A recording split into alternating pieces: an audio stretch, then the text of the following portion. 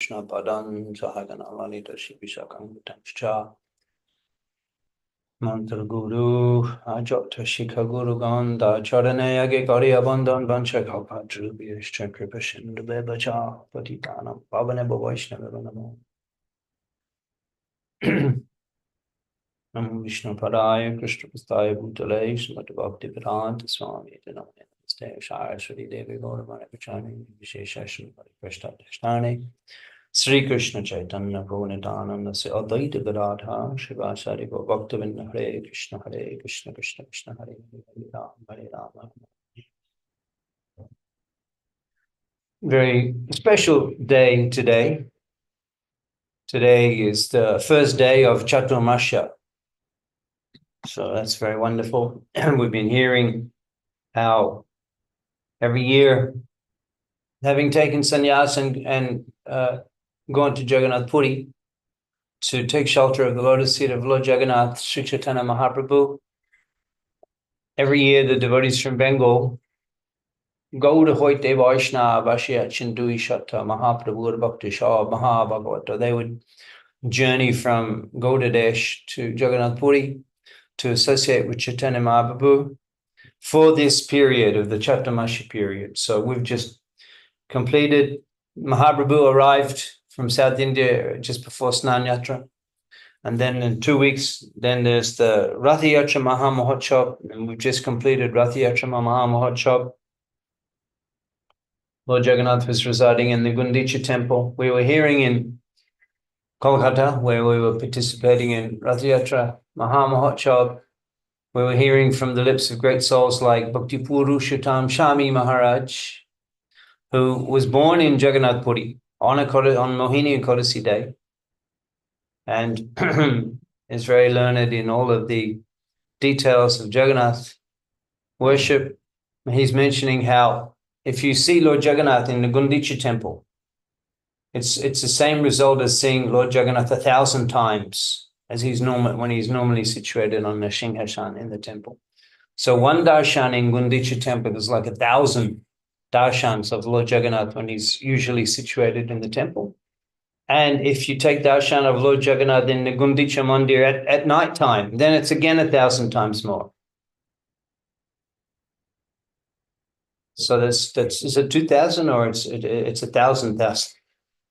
Anyway, 2,000 times. That means seeing Lord Jagannath once in the Gundicha temple at night time is like maybe going and seeing Lord Jagannath every day for 20 years. Is it 360 years?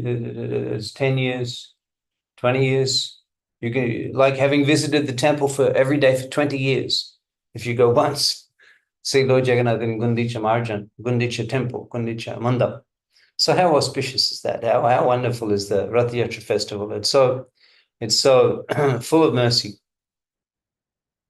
Lord Jagannath personally comes out from the temple to take a ride. In Kolkata, it was so enlivening. Of course, we had the association of His Holiness Srila Jai Potaka Shami Maharaj. Every evening he was in Kolkata for treatment. So every evening he came to the Pandal and spoke on Lord Jagannath and Krishna consciousness, which is very enlivening, and thousands of people attended. The Pandal was packed every evening to hear His Holiness speak. And it was wonderful that we were able to witness and participate in that event. When we were reflecting as we were dancing on the street, we were dancing on the streets of Kolkata. Actually, even the Ultarot, we even felt more ecstasy, although generally people feel that Rath Yatra Day is more ecstatic Ultarot. But I felt personally, having been purified, serving Lord Jagannath, hearing his glories, associating with his great intimate servitors for the 8 days and seeing him every day in the Gundicha Mandap, morning, evening. We were regularly taking darshan, going to the Pandal, involved in the speaking and the presentations. So we felt greatly purified at the end of Rath Yatra Maha Mahotsav, and then we were dancing on the street for Ultarot. And I was thinking as we were crossing the major intersections in Kolkata, the main roads, Chowringhee and Maidan and Dum-Dum, Dharamtala, the main roads outside the Grand Hotel. And we were dancing, and we were dancing for an extended period of time. And I was thinking, wow, any other day, if I tried this for a minute, I would be arrested, blocking the traffic. And here I can dance freely on the street. And the three chariots, it's not just one chariot, the actual Rath Yatra Mahamahotsav. There's three chariots.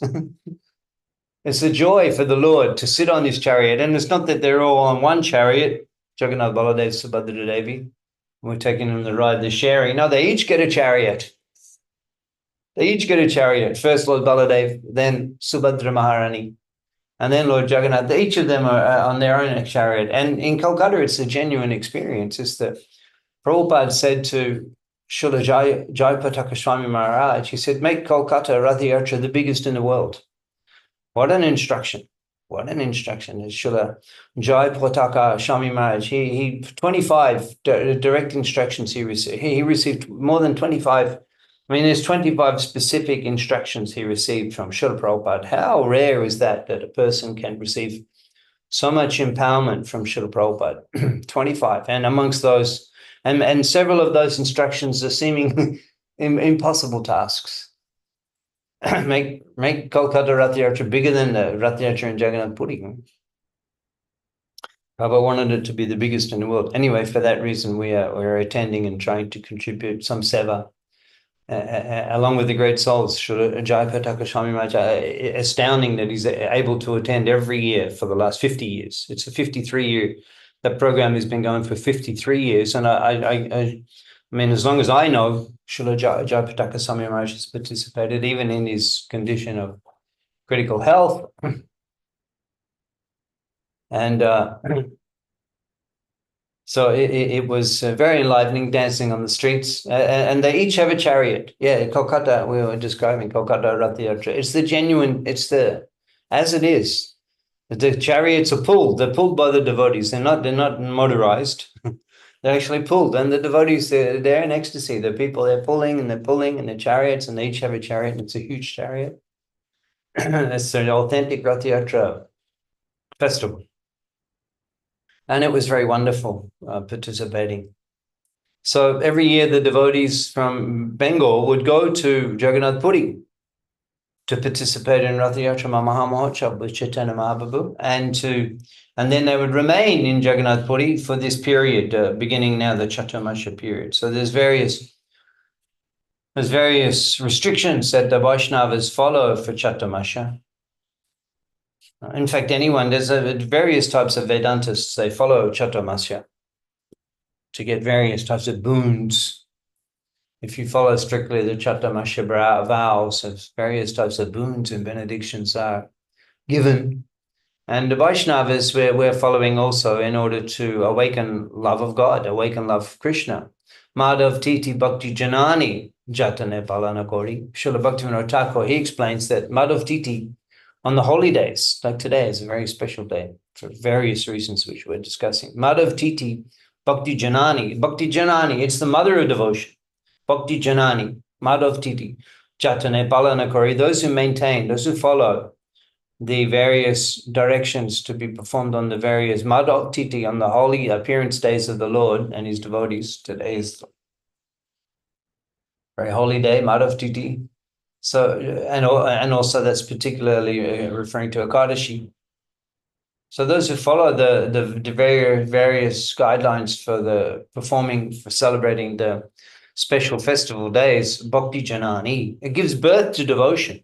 Bhakti Janani, it's the mother of devotion. Following these various special days, those who Jatane Palanakori, those who maintain, those who follow Bhakti Janani, then that gives birth to devotion in their hearts. So for this reason, the Vaishnavas are following Chaturmasya. The Vedantists and the Nirvisheshavadis and the Shmartas are also following, but to get various boons. One can so many material boons are there, wealth, family, health, power. One can become a king of a huge kingdom. One can immense wealth. One can get Suputra, a wonderful son, a Stri, a beautiful wife. All of these things are given. But for these reasons, the Vaishnavas are not following. Vaishnavas are following in order to awaken devotion. So the Vaishnavas would remain in Jagannath Puri for the 4-month period. Also, this is the rainy season in India, North India, East India, Bengal. It's the rainy season.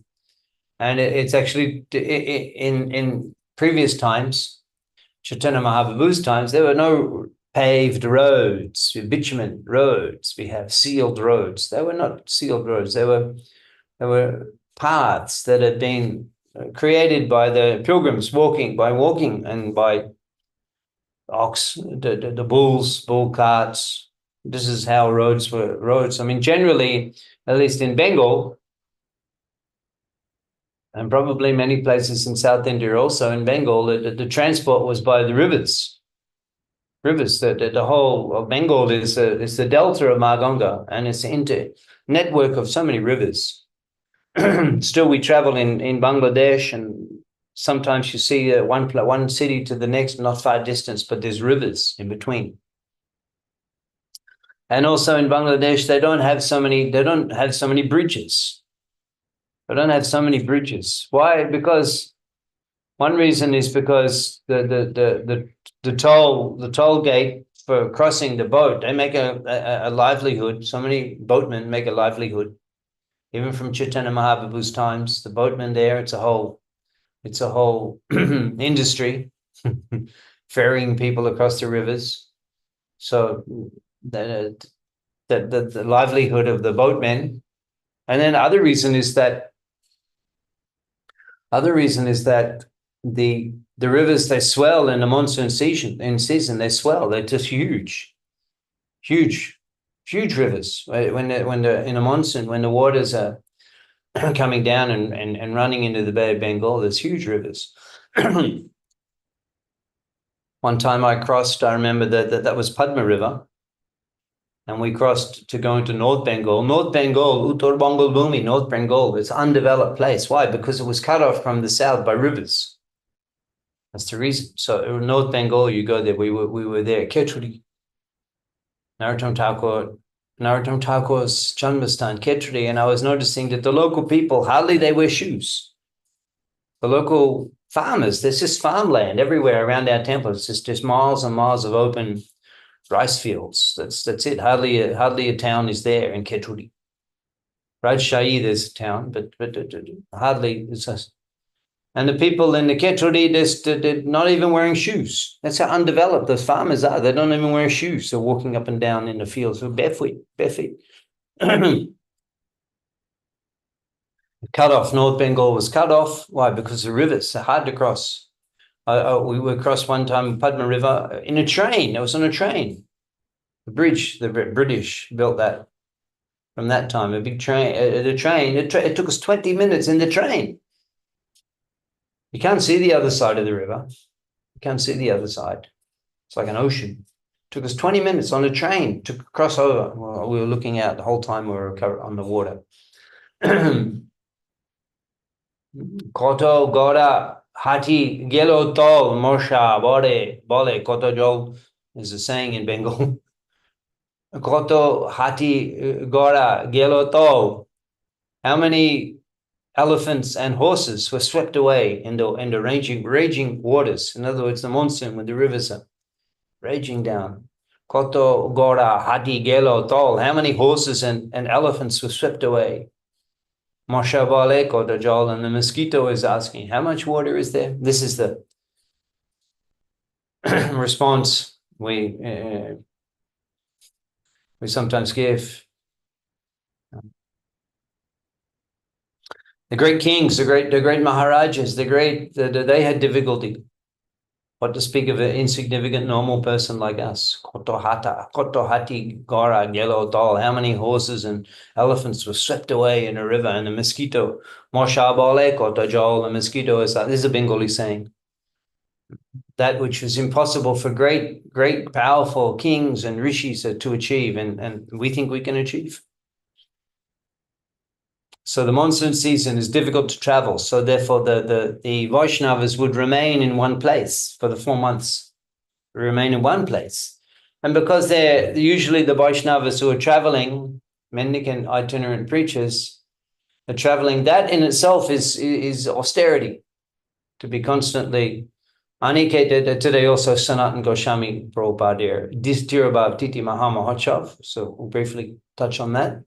But as described about the Goswamis, Aniket Duha Bone Jota Brikagon Ekek Brike Tole Ekek Ratre Shayon Jota Brika Ache Bon Aniket Duha Bone Jota Brika Ache. How many the trees in the forest? Aniket Duha Bone Jota Brikagon Ekek Brike Tole Ratre Shayon. How many trees in the forest? Ekek Ratre Ekek Brike Tole Shayon. They would sleep under a tree for one night and the next night go to a different tree. The Goswamis, Rupa and Sanatan. Aniket Duha, these two, Aniket Duha, Bone, Jota Brikagon, however many trees there are in the forest, Ekek Brike Tole. At the base of a tree, Ekek Brike Tole, Ekek Ratre Shayon, they would lie down for the night under a tree. The next night go to a different tree. Aniket, without a residence, is what it means, without a residence. So the Goswamis in Vrindavan, living very austere life. So the just in and of itself, the itinerant life of constant travel, that in itself is austerity. When you have one place, you remain there, you can set up all of your facilities according to your liking, and you become attached to those facilities, you become attached to that place. So for that reason, the sannyasis, they're traveling, so they remain 3 days in one place. Why? Because it's very difficult to become entangled and attached if you're there for 3 days. You get up and go to the next place. This is why the sannyasis are constantly moving. Satjati, sannyasi, satjati, they've already given up interest in material existence and cultivating comfortable life in this world. They've given that up. They're just simply already satjati, already gone to the spiritual platform. Consciousness that we're not the body, and no effort to try to maintain or look after the body, that will be responsibility of that will be taken over by the members of the other ashrams, the grihastas, and sannyasis can have a brahmachari assistant also. But in this way, constantly traveling, and in this great austerity. Now, in the Chaturmasya period, because the Vaishnavas are not traveling, so rather than becoming entangled and attached to one place, so then there's the different austerities that are performed in Chaturmasya. Prabhupada has recommended for the devotees in the International Society of Krishna Consciousness that there's fasting from Shak. That's the first month. Now we're fasting from Shak. Means Shak. In Bengal, there's many types of Shak. Many types of Shak. So that in itself, green leafy vegetables, it's translated, but Shak, and then Dohi, yogurt, and then Dudh, milk fast 1 month. Yogurt fast is difficult for South Indian devotees. They like to have yogurt. Is that the yogurt rice every meal? So fasting from yogurt and lassi, chas is also lassi. No, that's next month. That's next month. This is shak this month. And then it's milk. That's difficult. No milk for devotees for 1 month. And then the final month, urad dal, which means like papadam and other items, fasting. So that the Prabhupada said this was sufficient for the devotees in the Krishna consciousness movement.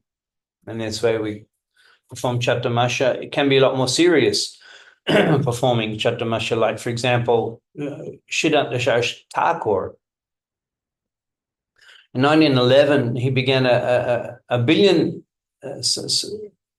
Satakoti Nambrata, to chant 1 billion names. So every day he was chanting lakhs of rupees, lakhs of rounds, like Haridas Thakur. More than 64 rounds, more every day he was chanting. And he was just sitting here at Chaitanya Mott. When you come to Mayapur, you'll see Chaitanya Mott. It was headquarters of the Gaudiya Mott. And the Shamadhi of Srila Bhakti Saraswati Thakur, that's also present there in Sri Chaitanya Mott. And he remained there for a period of 4 or 5 years every day, chanting at least, I think it was 3 lakhs. But anyway, something like that, 1 lakh or 3 lakhs of rounds every day, rounds. We do 16 rounds. Sometimes devotees do 64 rounds, but every day he was doing that for several years, until he chanted 1 billion names. So whilst he was performing that brata, he was performing the Chatamasha. He was eating once a day. That's the strict Chatamasha. And none of these items, yogurt, milk, shark, none of those, anytime. He was eating once a day, and it's like just havishanna, which means havishanna means rice, boiled rice with kacha cola. That's kacha cola. That's unripe banana, and aloo, potato. Only the roots and fruits they could eat. That's it. So the potato, sweet potato, those are grown under the ground, the roots, and boiled rice and ghee, and no spices. And he was doing that for years. And also the only eating once a day, and it was very, very austere. You can still see the plate that he was doing that. It wasn't a plate of marble, it was like a marble slab.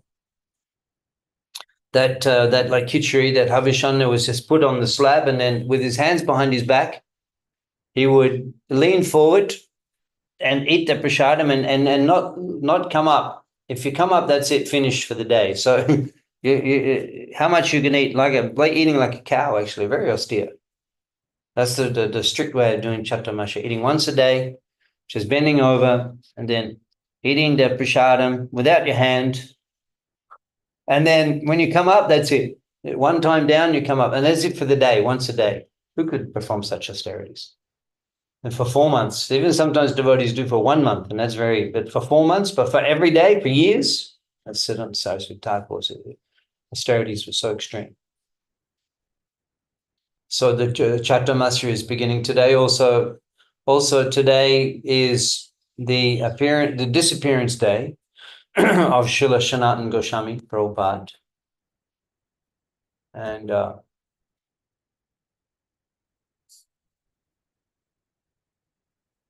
Sanatana Goswami Prabhupada, such a special servant of Chaitanya Mahaprabhu. You'll find in the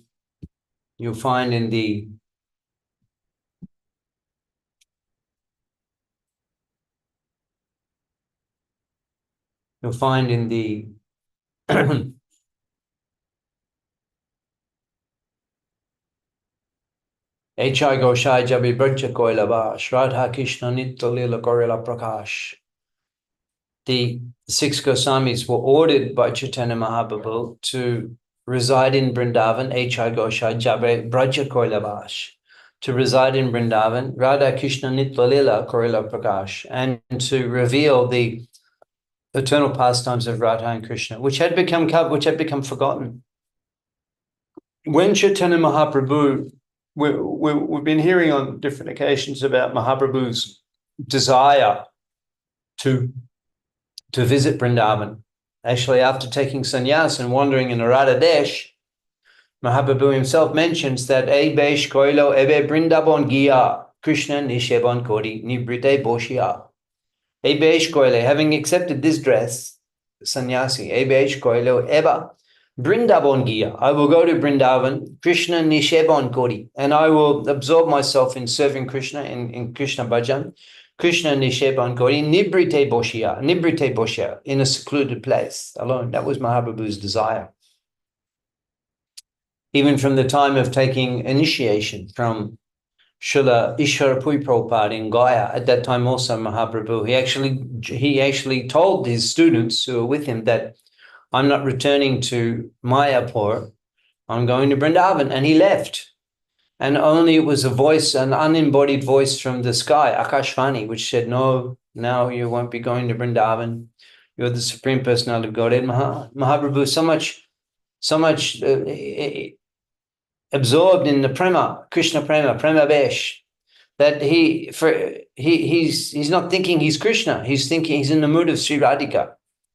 He's not thinking he's Krishna, but he is that Krishna.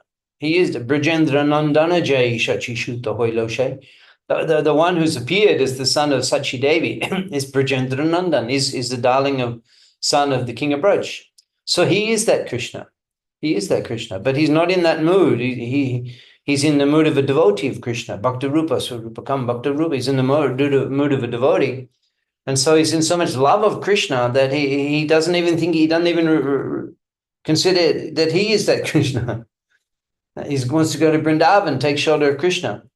And that voice in the sky said, no, you are the Supreme Personality of Godhead. Mahaprabhu, he's forgetting that he's the Supreme Personality of Godhead, being so overwhelmed with love of God. So even at the time of initiation, Mahaprabhu desired to go to Vrindavan, but hearing that voice in the sky, he returned to Mayapur. And there were so many things that needed to be done. The Sankirtan movement had to be established, the Kirtan in the house of Srivas Thakur, the Sankirtan, the movement, and then the so many activities in Mayapur, delivering Jagai Madai, Dina hina jota chilo, Hariname utharilo, Dina hina jota chilo. As fallen as you could possibly be, the extent of being fallen, Dina hina jota chilo, Hariname utharilo, the holy name can deliver even the most fallen. Tashaki Jagai Madhai. What's the evidence? Jagai Madhai. Jagai Madhai. They were so fallen, they were so sinful. Jagai Madhai, that Yamaraj in his abode, where he's keeping account of the sins and the pious activities of the sins of the conditioned soul. See, he had a whole department, a whole department, which was a specialized department simply trying to keep up with the sins of Jagai Madhai. And Chitragupta, his chief accountant, was describing that after coming and seeing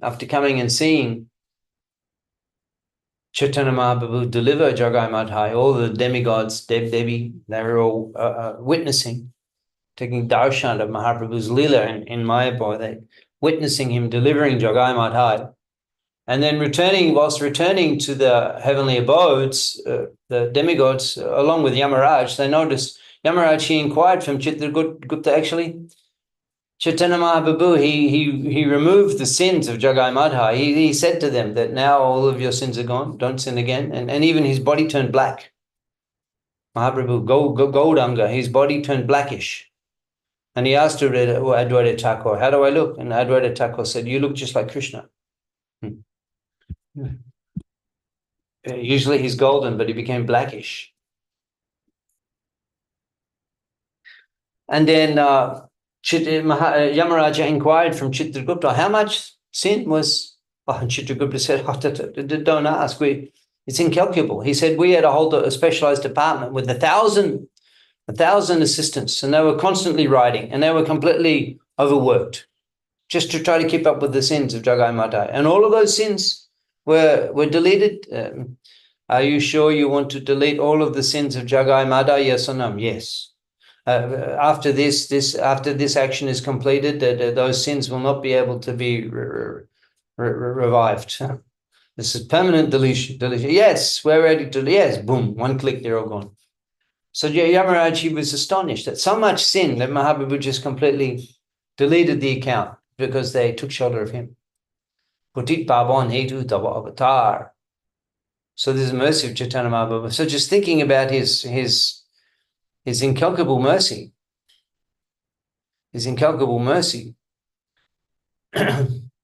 he fell unconscious. Yamaraj fell unconscious, and his chariot stalled. And all the demigods, they saw, what's this? Yamaraj's chariot stalled, and they knew why. And they went and they saw, and they began performing kirtan. Lord Shiva was dancing. His matted locks were going here and there. Even he was not even aware that he was naked. And Ganesh, Kartikeya were all dancing. Shukdev, Goswami, Vyasadeva, all of the great sages and munis, they were hearing the kirtan of the demigods. They were performing kirtan to awaken Yamaraj. A chapter of Chaitanya Bhagavatam, but that's chapter Madhya Lila, chapter 11, I believe, Chaitanya Bhagavatam, one somewhere there, after the Jagai Madai deliverance. That chapter is called the Kirtan of the Demigods, as they're performing. So Jagai and Madai had to be delivered. They're in Navadip. They were sinning. They were great sinners. They were from Brahman. Jagadananda, Madhavananda, they were from Brahmin families. They become so degraded. Every sin you can think of. Murder, rape, they were constantly intoxicated. Jagai Madai. The whole of Navadip were completely terrorized by these the demons. So even they could be delivered. How is it possible? This is so astonishing to see. They became so much purified that Jagai, Mahaprabhu, he inquired that I'm such an offender. I've offended so many Vaishnavas. How can I get relief from this offense? Mahaprabhu said, you build a ghat, and still you can go and see Jagai ghat. You build a ghat on the banks of Ganga, and then you sit there and chant the holy name all day. And any Vaishnava that comes to take bath, you offer obeisances. In this way, you can get relieved of the sin of Vaishnava aparat. So the people, it was so astonishing. The Navadip Vasis, they saw the potency of Nimai, of Vishwambara, Navadip Chandra. Of course, everyone was in love with Nimai anyway, even before he began the Sankirtan.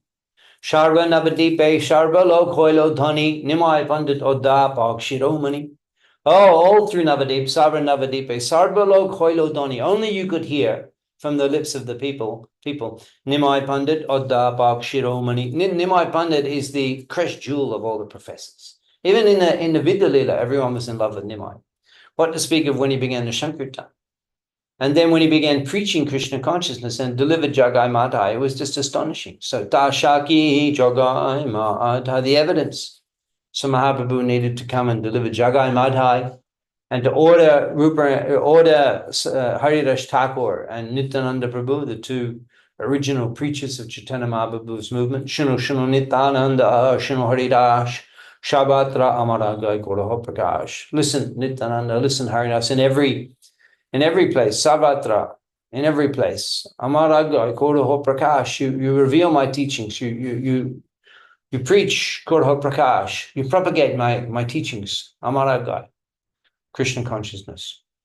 Prati Gore Gore Gi, go to every door, Prati Gore Gore Gi, Koro Epika, and you beg from the people, Bhaja Krishna, Valo Krishna, Koro Krishna Shikha.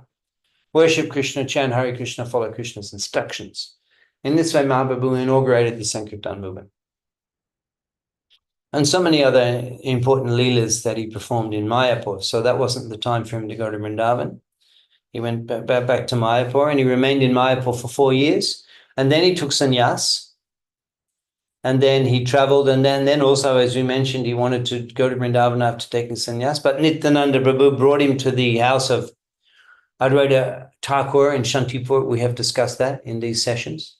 And then on the request of Sachimata, he decided to reside in Jagannath Puri, wherein he could simultaneously take shelter of Krishna, because Krishna is non-different from Jagannath. And when Mahaprabhu was taking darshan of Lord Jagannath in Puri, he was seeing Krishna, standing at the Garuda Stamba, seeing Lord Jagannath. He was seeing Bangshidhari. And he was in the mood of Vrindavan in Jagannath Puri. And also, Domra Shal Paro, Gamon, Agamon, Gangashnane or Hobetar Agamon. You're all able to come and go to Puri from Bengal, Sachimata was explaining. Gangashnane or Hobetar Agamon. And also, if he's in Puri, there's possibility that he will come back to Bengal to take bath in Maganga. So in this way, upon the request of Sachi Devi, Mahaprabhu decided to reside in Jagannath Puri. And he remained there. He did the South, then immediately he did South Indian tour. That took another 2 years. And then he remained, having come back to Puri, he remained another 2 years upon the request, being held there, kept there by Ramananda Roy and Sarvabhauma Bhattacharya. So it was 4 years after taking sannyasa. It was 8 years after taking initiation that Mahaprabhu actually was able to go to Vrindavan. And when he went to Vrindavan, then he saw that actually all of the holy places had become forgotten. Even Mahaprabhu personally identified and revealed Vaikunth and Shamkund. And he was asking the local people there, where is Shamkund? And no one could say. It had become forgotten. And then Mahaprabhu, he saw the pond in the field and took his bath there and identified Shamkund. And now when you go to Vrindavan, how well developed is Shamkund. But at Mahaprabhu's time, the Shamkund, Radhakund, they were lost. Govardhan Hill, all of the holy places where Krishna performed his pastimes, no one even knew where they were. That was 5,000 years ago. No one even knew. So H.I. Goshai, Jabe, Braja Koilavash, Mahaprabhu ordered the 6 Goswamis, Braja Koila, H.I. Goshai, Jabe, Braj, Koilavash, you go to Vrindavan and remain there, Radha Krishna Nitya Lila Korila Prakash. And you reveal the pastimes of Radha and Krishna as they were performed in Vrindavan. You revive those holy places and write the books describing the devotional conclusions. Kobe Bhakti Shastra Kore Alikon Chaitanya Kota Shune Kobe Chaitanya Chinton. Goswamis are described in Vrindavan. Kobe Bhakti Shastra Kore Alikon. They would write the devotional scriptures. In his purports, Prabhupada, he lists all of the books that were written by Sanatana Goswami. Very extensive. So many books written by Sanatana Goswami. Srimadbhagavatam, Rita, Hari Bhakti Vilas, just to mention a few. They're mentioned and listed in Chaitanya Charitamrita, the books of Srila Sanatana Goswami.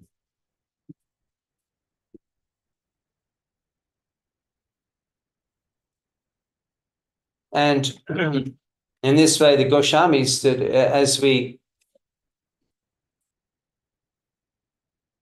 as we understand Vrindavan as it is today, actually the Vrindavan that we know today is actually the result of the Goswamis residing there and developing there. The major temples of the Vrindavan are the Goswamis' temples.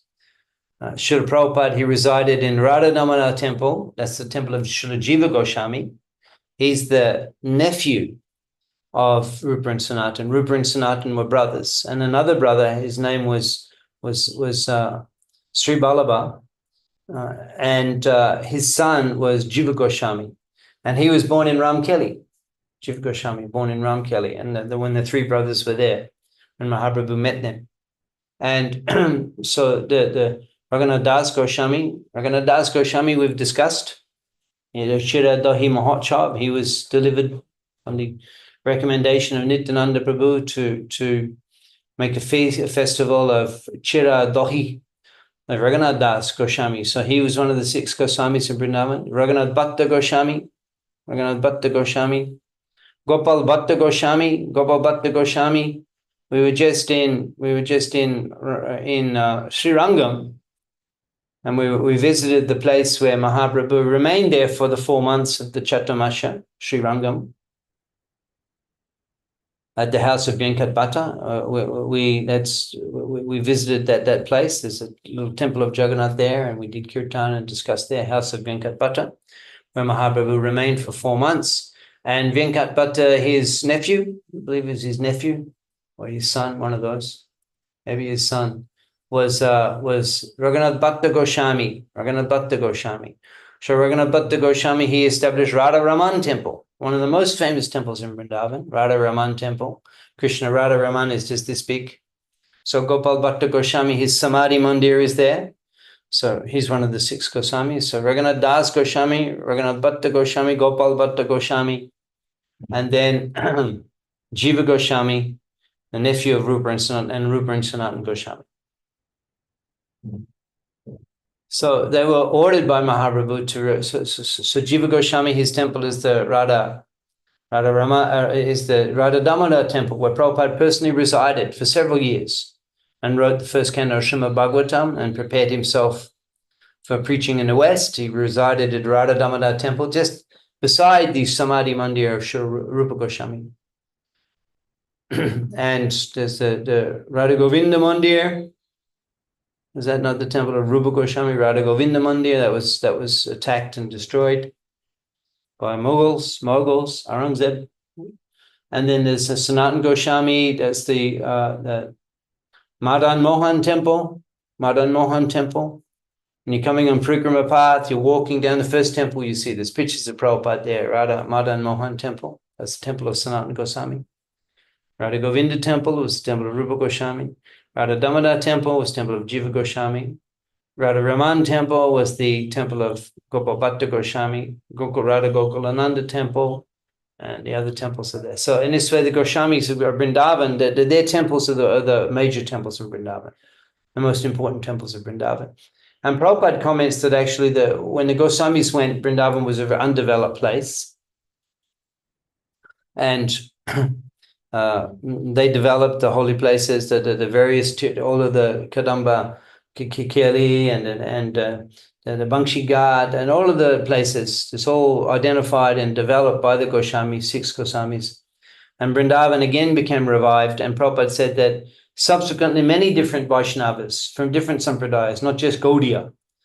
And Gaudiya means the Rupanugas, the 6 Goswamis followers, Mahaprabhus, the Gaudiya Vaishnavas, chanting Hare Krishna, Mahaprabhu's followers, Gaudiya Vaishnavas. Many other Vaishnava sampradayas also, they established their temples in Vrindavan after the Goswamis had revived. And in addition to that, not just the Goswamis, but not just the Vaishnavas, but many other sadhus. And then impersonalists also came to Vrindavan and began doing their sadhana and bhajan in Vrindavan because it's such a special place to do bhajan. Vrindavan is so charged with spiritual energy. And in this way, Vrindavan became developed as a result of the preaching of the Goswamis. Now in Chaitanya Charitamrita, you'll find that Chaitanya Charitamrita regarding Sanatana Goswami, then Chaitanya Charitamrita, you'll find that Mahaprabhu has given various instructions in Chaitanya Charitamrita. As he's traveling in South India, he's giving instructions. And then when he attempted to go to Vrindavan, he's giving instructions to Rupa and Sanata and Ramkeli. And then he goes to Vrindavan, and then he returns from Vrindavan. He first of all, he meets Rupa Goswami in Prayag, and he's there for 10 days. And that's one chapter of the Sri Chaitanya Charitamrita, Rupshika, chapter 19, Madhulila. Krishna Tattva, Bhakti Tattva, Rasa Tattva, Pranta, Shab Shikhailo, Prabhu Bhagavat Siddhanto. In that one chapter, Mahaprabhu, he gives all of the conclusions of Srimadbhagavatam to Rupa Goswami. Krishna Tattva, Bhakti Tattva, Rasa Tattva, Pranto. Pranto means the anto, means the end, as far as you can go. On Krishna Tattva means Sambandha Gyan.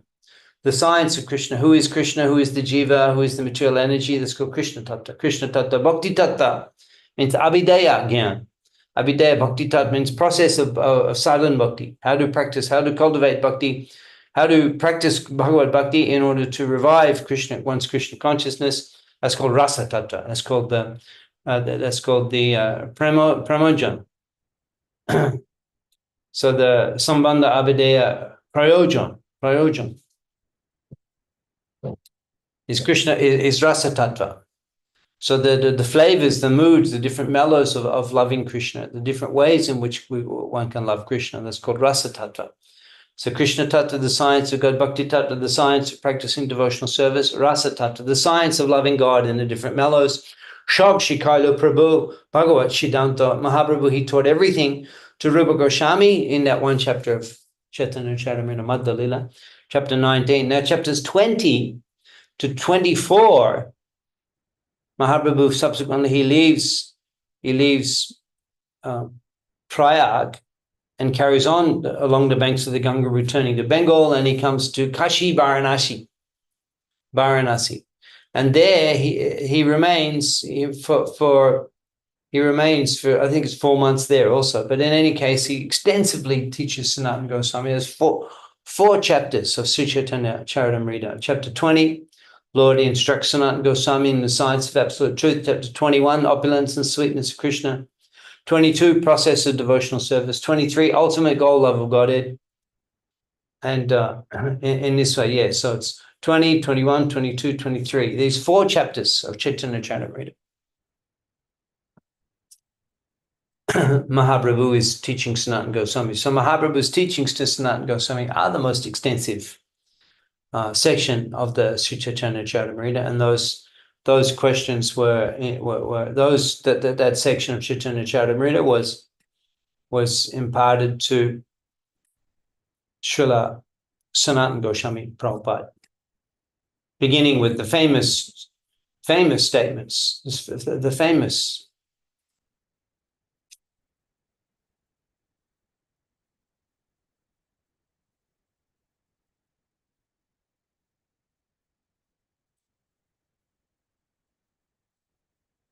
Hey Ami, kene amare jarita putra, ihana jane kemon kita hito. Sanatana Goswami inquires from Chaitanya Mahaprabhu, Ke Ami, who am I? Ke Ami, kene amare jarita putra. Why is it that I have to suffer the threefold miseries? Ihana jane kemon hito.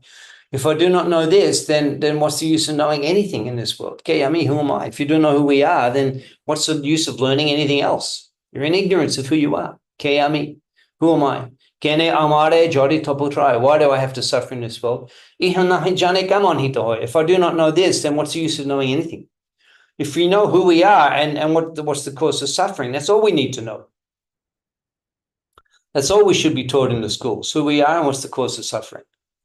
So that's all given in the Sanatana Shikha. Mahaprabhu responds that Jivere Shvarupa Krishna Nitadas, you are the eternal servant of Krishna. Jivere Tatashta Shakti, Bed Abed Prakash.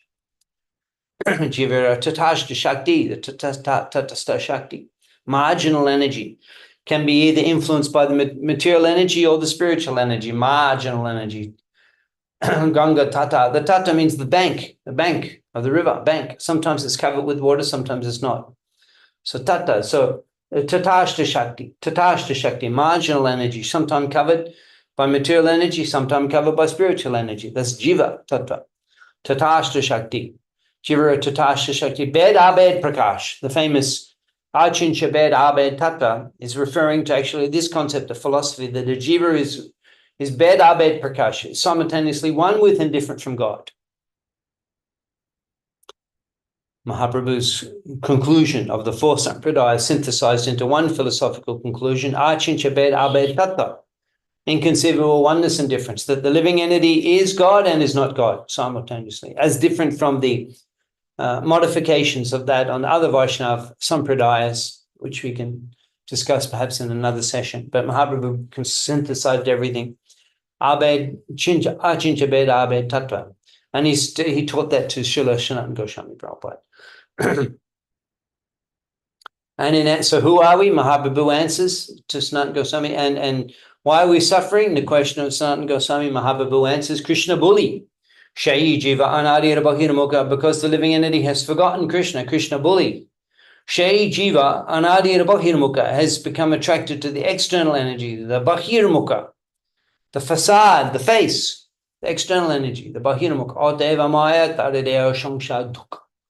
And for this reason, because our original love of Godhead has become diverted, having forgotten our original relationship with God, our love for God has become diverted to the external energy because the relationship cannot be stopped. Jivara Shvarupoi, Krishna Nitadas, because the living entity is Krishna's eternal servant.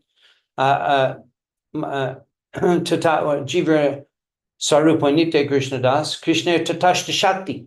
Bed Abed Prakash, Krishna's Tatashta Shakti, where, as Krishna explains in Gita, Mama Eva Angsha Jiva Loke, where Krishna's energy, where Krishna's Angsha Prakash, manifestation of Krishna's energies. That's who we are. You cannot change that. So in that way, either we're serving and loving Krishna or we're loving the external energy.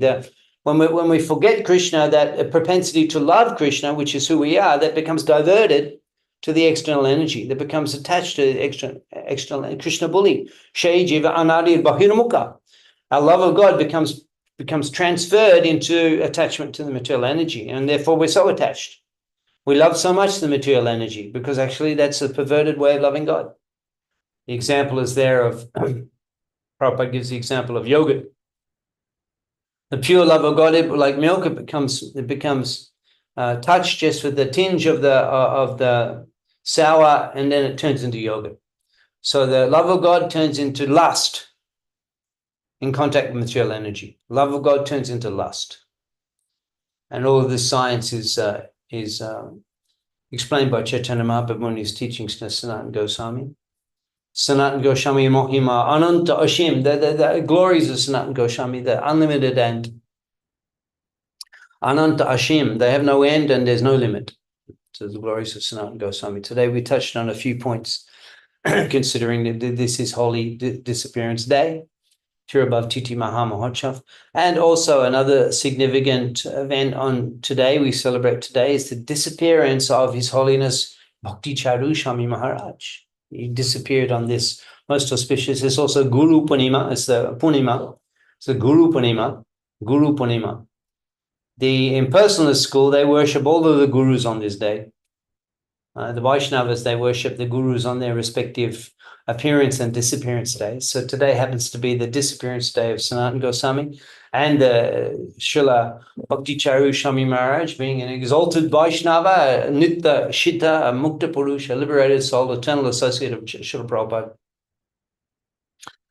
He also disappeared on an auspicious day. He disappeared on the Guru Purnima, on the disappearance day of Srila Sanatana Goswami. Big festival here in Mayapur. It's been already continuing for 2 days, and today we'll be celebrating the disappearance festival of Srila Bhakti Charu Swami Maharaj. Such an exalted Vaishnava, such a special. He joined the movement. he had Bhakti Charu Swami Maharaj. He was from an aristocratic Bengali family. Originally, he was born in Bangladesh, actually, at Brahmanbaria, near Kumilla. And that was just before partition. And he was born in, I think, 1945. And in 1947, Bangladesh became East Pakistan. And so it wasn't part of India. But by that time, he'd moved to Kolkata. So he grew up in Kolkata. And aristocratic Bengali family who sent him to Germany. And I believe he was studying as an engineer or as a pilot. He can fly planes. Bhakti Charu Swami Maharaj could fly planes. And then he graduated and he returned to India. He was actually in Germany, he met the devotees. And he returned to India. He was looking for spiritual life. He went to the Himalayas, but he remained for a year, but he was unfulfilled, and he didn't meet anyone who particularly inspired him from whom to take spiritual instruction. Then he came back to Kolkata. He went to the Iskcon temple. He was looking for Bhagavad Gita. And the devotees didn't have Bhagavad Gita in stock, but they have Nectar Devotion, Gagamuni Swami. So he sold Bhakti Charu Maharaj the Nectar Devotion. Just reading the preface of Nectar Devotion, just reading the preface, Srila Bhakti Charu Swami Maharaj, he was convinced that Prabhupada is his eternal guru. And then he went to Mayapur and he surrendered himself. The devotees were astonished that this person just coming and surrendering himself. He threw away his pants and shirt, what we call karmi clothes, his non-devotional dress. He threw away, and he never again wore pants and shirt. Never. Bhakti Charu Swami Maharaj. He always wore the devotional robes. Even having taken sannyas, he would travel in the Middle East countries, and generally our sannyasis, in order to enter those countries, they wear pants and shirts, so they enter looking like an ordinary person, not looking like a preacher of Hinduism, particularly in the saffron cloth. It can be difficult for them. Sometimes they're not allowed to enter, so they wear shirts and pants, enter the country. But even he didn't do that. He had a long coat, a white coat that he would wear, and it would cover all of his sannyas cloth. He was so attached to wearing the sannyas cloth. Bhakti Charu Swami Maharaj.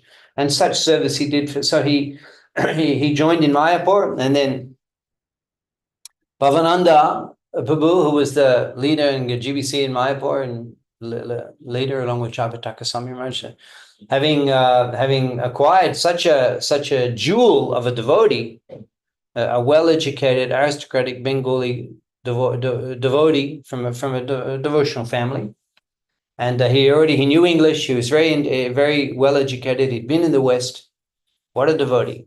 What a new bhakta. And that hardly there are any devotees from Bengal. There were some foreign devotees who were in Mayapur temple. Hardly any local devotees. Local people joined. Bhakti Maharaj joined. So they went to, Prabhupada was in Prayagraj. It's in January 1976. He was there for Kumbh Mela. So Bhavananda Prabhu, he was going to see Prabhupada. He took Kishore. He took him to meet Prabhupada. To show Prabhupada, look at this. And Prabhupada immediately, they met, and Prabhupada immediately, a Bengali boy from Kolkata, and so devotional and so qualified and so humble and learned in English. Prabhupada immediately made him the Secretary of Indian Affairs and kept Bhakti Swami with him. And that was in January. And then in January, February, March, he came back in Mayapur. Bhakti Maharaj was initiated, first and second initiation in March. He got first and second initiation together. And then that very year, just a few months later, and the Snan Yatra Day, so that's in July. He was first initiated in February, March, June, July. 2 months later, Prabhupada gave him sannyas. 2 months later. Even the devotees were shocked. It's such a young man. Such a new devotee. He'd just been a devotee 6 months. Prabhupada's giving him sannyas. Bhakti Swami Maharaj ki. So what a special devotee. And then Prabhupada ordered Bhakti Swami Maharaj to translate his books into Bengali. And he did that. He would, every day he would translate the books into Bengali, and he completed that in 1996 at the centennial year of Srila Prabhupada, the same year that he made the Abhay Charan TV series, which was viewed on Indian national television, Doordarshan, 100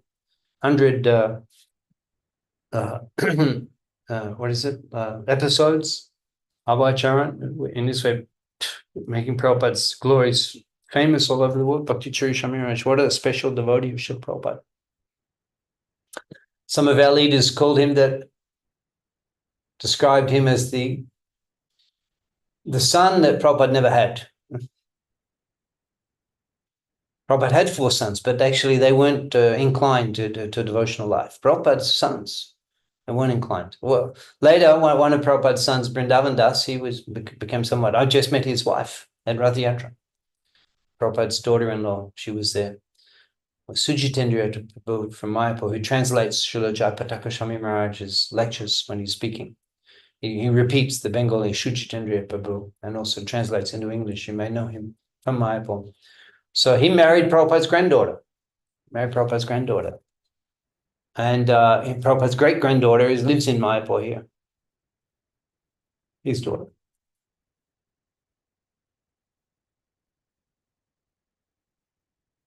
So Vrindavan Das, that eldest, I'm not sure if he was the eldest, but Prabhupada's sons, Mathura Mohan, Vrindavan Das, Prayag, and forgetting the name of the other ones. But they weren't interested in Krishna consciousness. They weren't interested when Prabhupada began his preaching as a Vanaprastha. They weren't interested. And then Prabhupada took sannyas, being frustrated with his family. In fact, after Prabhupada left the world, his sons actually made a court case against Iskcon to try to get all of Iskcon's property, claiming it to be their property, being the sons of Prabhupada. So Krishna Maharaj had to fight that court case in the Mumbai High Court, and Iskcon won that case. But in any case, Prabhupada's family members were given properties in different places and from Iskcon. They were residing there. So Prabhupada was somewhat frustrated with his biological sons, but the devotees, great Vaishnavas, describe Bhakti Swami.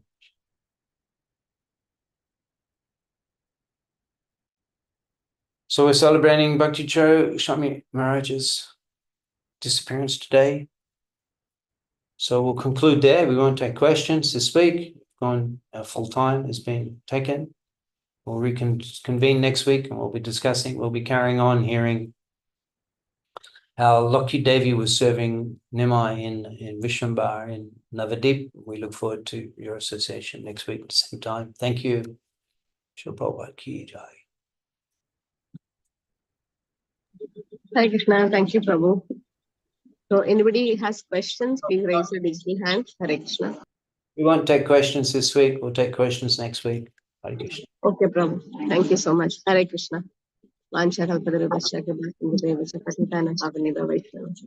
Hare Krishna, everyone. Thank you for joining. Hare Krishna. Hare Krishna Mataji, Mataji. Hare Krishna Mataji. Such a wonderful question. Aditya. Hare Krishna Prabhuji. Pranam Prabhuji. Hare Krishna Prabhuji, Dandavat Pranam. Thank you so much. Hare Krishna Mataji. Hare Krishna.